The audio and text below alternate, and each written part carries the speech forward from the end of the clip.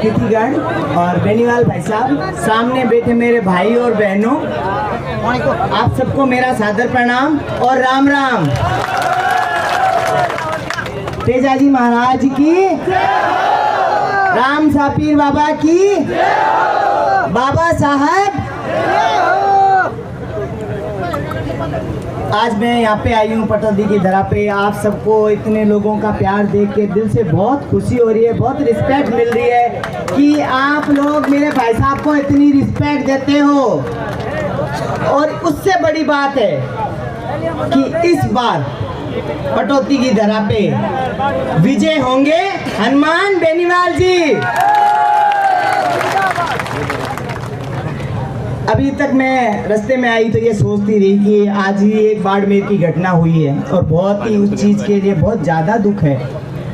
2020 से लेके 22 का आंकड़ा देखें तो अब तक 13,890 उत्पीड़न महिलाओं के मामले हैं और 23 की अभी तो गणना भी नहीं हुई। तो आप ये सोच सकते हो कि 15,000 तक मामले हो गए हैं। तो महिलाएं कहाँ सुरक्षित है? घर में भी सुरक्षित नहीं है, स्कूल में भी सुरक्षित नहीं है, बाहर भी सुरक्षित नहीं है।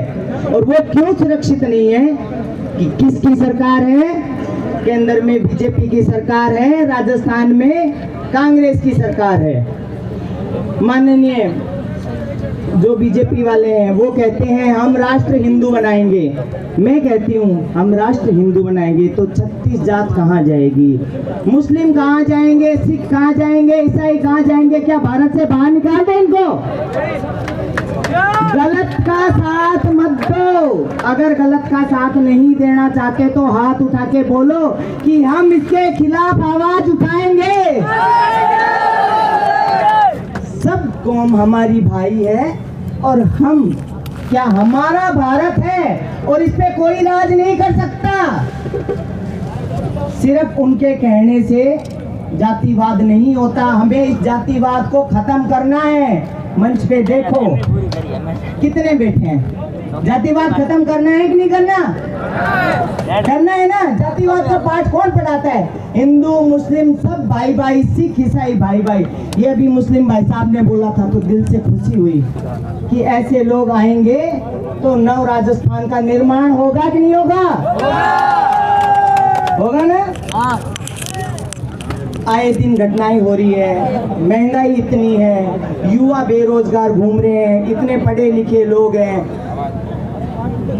जोमेटो, स्विगी, कैब, जहाँ भी देखो एजुकेटेड लोग हैं। कभी सवारी करके देखना, पीछे बोर्ड देखना, वो अगर छोड़ा भी उसको अच्छा काबिल इंसान लगेगा ना, तो जब वो बिल चुकाएंगे ना तो एक बात कहेंगे, मैडम हमारे लिए कोई जॉब हो तो बताओ।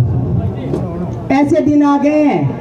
क्यों हो रहे हैं? पेपर लीक हो रहे हैं। पेपर लीक होंगे तो ऐसे नव युवा बेचारे ये ड्राइवर बन के ही घूमेंगे। ये हमारे देश का दुर्भाग्य है कि हमने गलत फैसला लिया। सही फैसला लेते तो आज ये दिन नहीं देखने पड़ते। जिनको विरासत में राजनीति मिली हो उनके हमेशा अकड़ रहती है, और जिन्होंने खुद से कमाया हो, हनुमान बेनीवाल जी जैसे इंसान ने खुद से कमाया है, इसीलिए वो इंसान जमीन पे बैठा है। और यही बीजेपी का होता तो यहाँ पे एक कुर्सी होती, वो रेड कलर की होती, कांग्रेस की होती तो आसपास में सोफे होते, तो समझ लो उनका सिंहासन तैयार है। हमें इस बार हमारे भाई साहब के लिए मुख्यमंत्री की सीट पे बिठाना हमारा परम कर्तव्य है। और कर्तव्य हमेशा पूरा करने से होता है, वादे नहीं करना, संकल्प लेना है। अभी चल रहा है सत्ता संकल्प यात्रा। मैंने संकल्प लिया है, आप लोग भी संकल्प लो। सत्ता बदलनी है, हनुमान बेनीवाल जी को लाना है, आरएलपी को लाना है। हमारी बेटियां सुरक्षित हो, हमारे किसान भाइयों को हक मिले।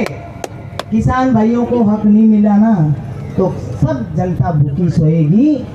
किसान आदमी धरती पे बैठा है और किसानों पे राज करने वाला BMW ऑडी मर्सिडीज में घूमता है। वो तुम्हारे हक और अधिकार खा गए, इसलिए घूमता है। बारिश हुई, इतना नुकसान हुआ, मैं इतने किसान भाई बैठे हैं, सबसे ये पूछती हूँ क्या कोई आया क्या आपसे पूछने? कोई नहीं आया क्या? कितना कर्जा हुआ, कितना कर्जा लिया, अब क्या आपके पास क्या बचा है?